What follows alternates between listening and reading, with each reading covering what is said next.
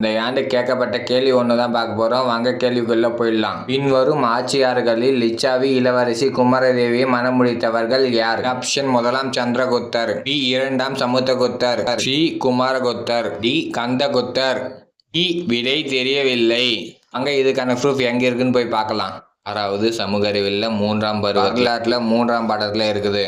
வாங்க பார்க்கலாம். இந்த வம்சத்தை தோற்றுவித்தவர் ஸ்ரீகுப்தர் என கருதப்படுகிறார். தற்போதுள்ள வங்காளம், பீகார் பகுதியை ஆண்டதாக கருதப்படுகிறது. முதலாம் சந்திரகுப்தர் பெற்ற வலிமை மிக்க லிச்சாவி என்னும் அரசு குடும்பத்தை சார்ந்த குமாரதேவியை மணமுடித்தார். இவர் வெற்றி கொண்டு பேரரசின் முடியரசாக முடிசூட்டி கொண்டார். தங்க நாணயத்தை சந்திரகுப்தர் மற்றும் குமாரதேவி ஆகிய இரு ஒருவர் படத்தையும் பொறிக்கப்பட்டது.